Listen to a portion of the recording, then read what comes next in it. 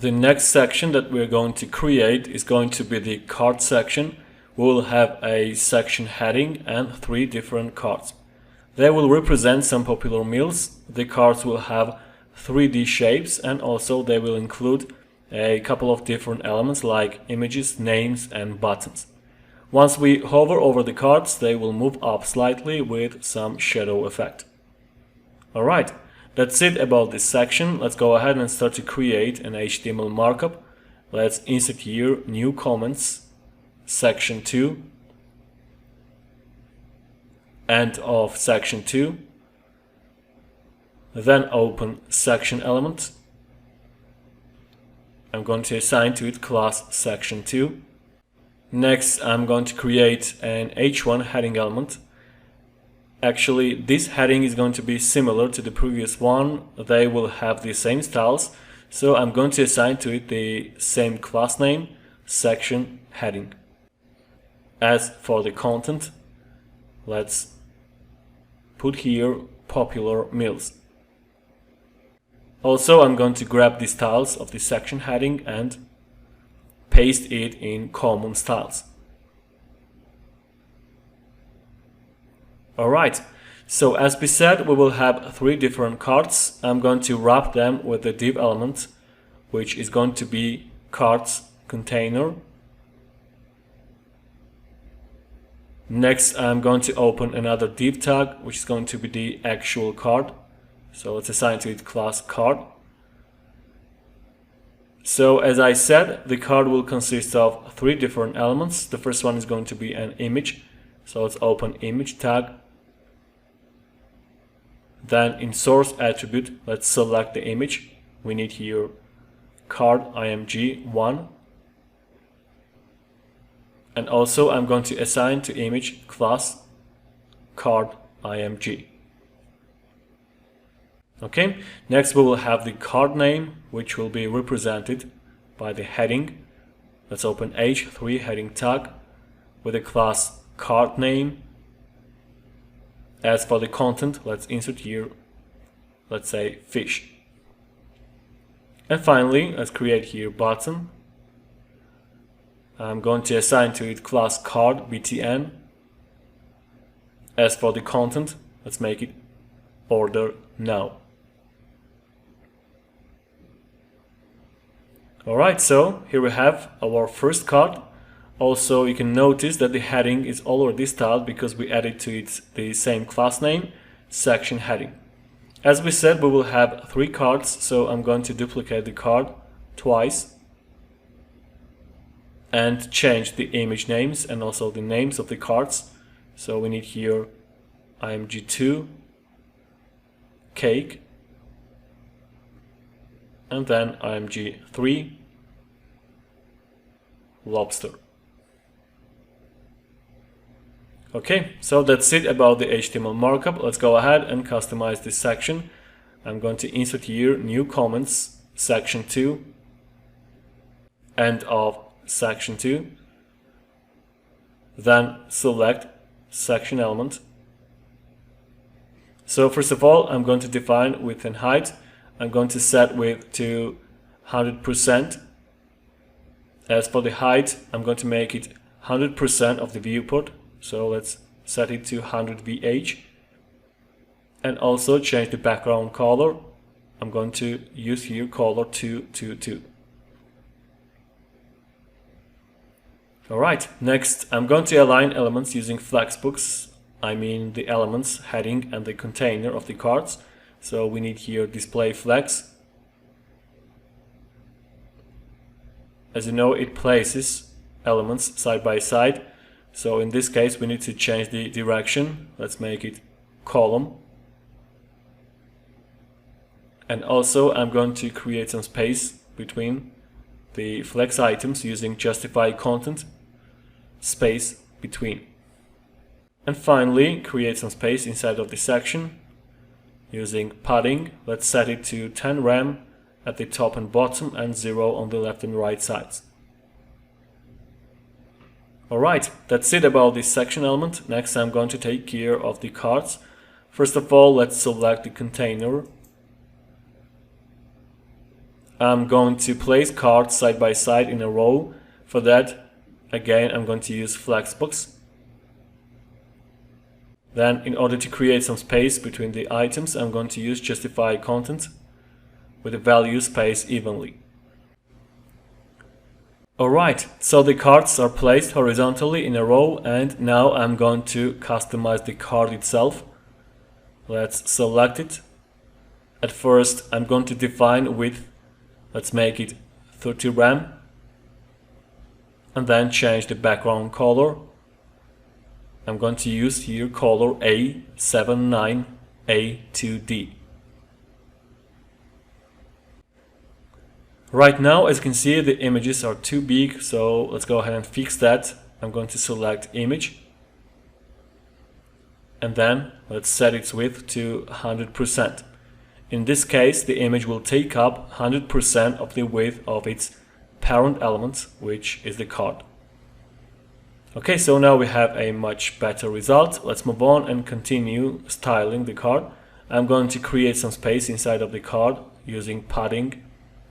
Let's set it to 4 rem on all 4 sides. Then I'm going to align elements using Flexbox. Let's set display property to flex.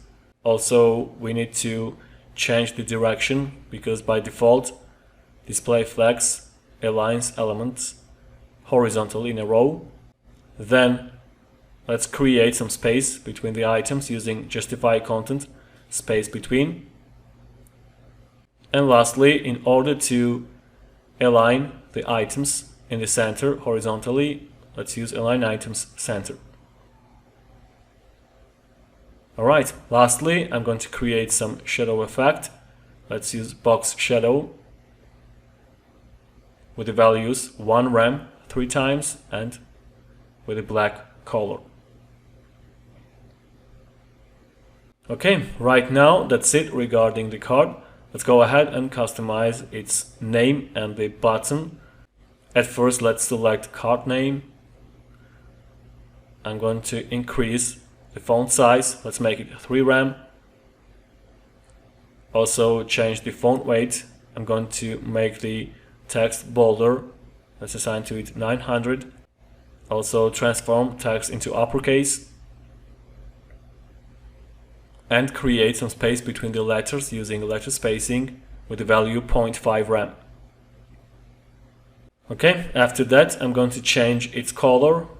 Let's use here 111 and also create some space at the top and bottom using margin. I'm going to set margin to 2 rem and 0. Alright, finally let's create a little shadow effect using text shadow. Let's insert here 0.15 rem 3 times and then again the black color. Alright, that's it about the card name. Let's move on and customize the button. Let's select card BTN. First of all, I'm going to set its width to 70%. Then I'm going to change the background color. Let's use here 111. Also change the color of the text. In this case, I'm going to use color 888. And then I'm going to make the corners of the button rounded using border radius with value 5 rem. Alright, after that I'm going to take care of the text of the button. Let's change the font size, make it 1.5 rem. Also I'm going to increase the font weight. Let's set it to 800. Then create some space between the letters. Let's set it to 0.2 rem. Next, I'm going to capitalize the words using text transform, capitalize, and also get rid of default border. Let's set it to none. Alright, so the button looks good, but we need to add to it a couple of more styles. I'm going to create space inside of the button using padding. Let's set it to 0.5 rem at the top and bottom and 0 on the left and right sides. Next, I'm going to change the type of the cursor, make it pointer. and also create some shadow. In this case, I'm going to create it on the left side. For that, I'm going to insert here minus 0.2 rem, then again minus 0.2 rem, then 0.2 rem and the black color. When you want to create the shadow on the left side, then you have to use the negative values. Alright, so the button is customized, and now it's time to give the card a 3D shape. For that, I'm going to use before and after pseudo elements. Let's go ahead and start with the left side. I'm going to use before pseudo element. First of all, we need to define the content, which is going to be empty. Then I'm going to change the height and width. I'm going to set height to 100%. As for the width, let's make it 1 rem. And then change the background color. I'm going to use here color 81784. Okay, so right now the element is not visible, and to fix that I'm going to set its position to absolute. Besides that, we need to set the position of the card to a relative. We need that in order to position the before pseudo element according to its parent element.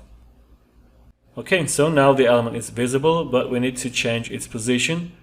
We need to place it on the left side of the card. So let's go ahead and define top property. Let's set it to 0.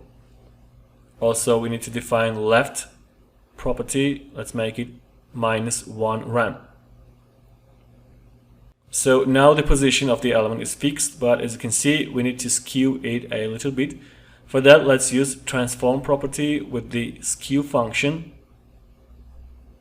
In this case, we need to skew the element vertically, so we need to use here y-axis. Let's skew the element by 45 degrees. Alright, so the element is skewed, but still its position is not correct. It's slightly missed. By default, when we use transform property, then the element moves according to its center. So the origin of transformation is set to the center. But in this case, we need to change it and make it right.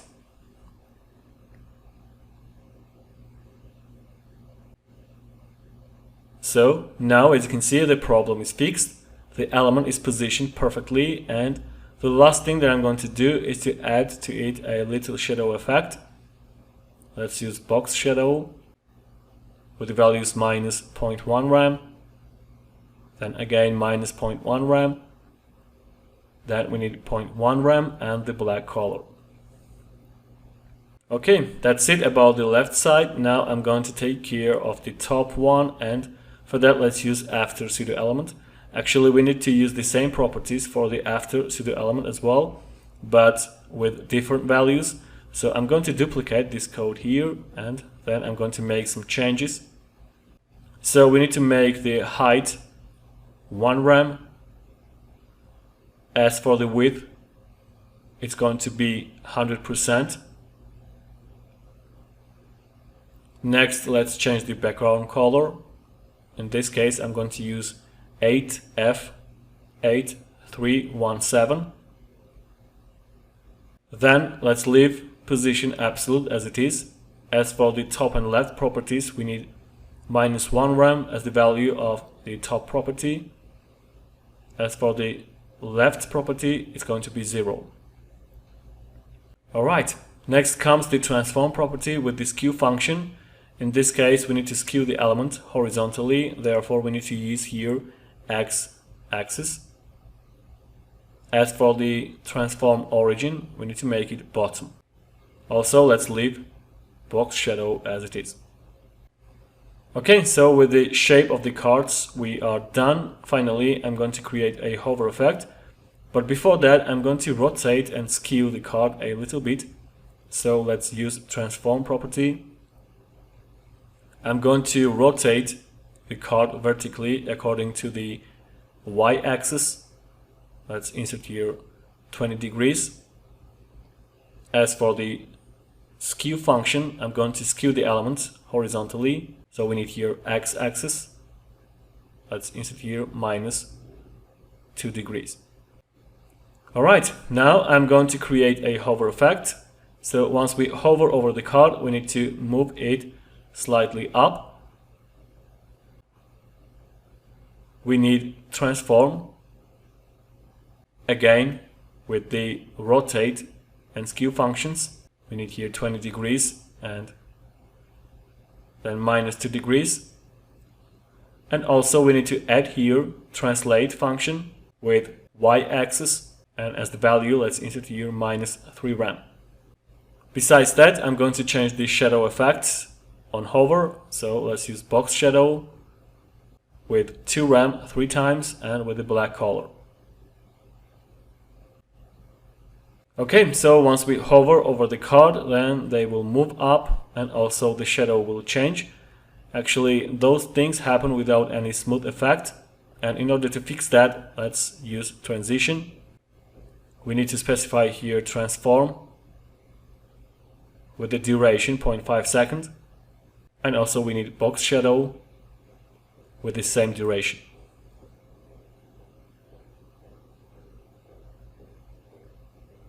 Alright, so the transition effect works fine, and actually we are done with this section. Let's move on and take care of the next one.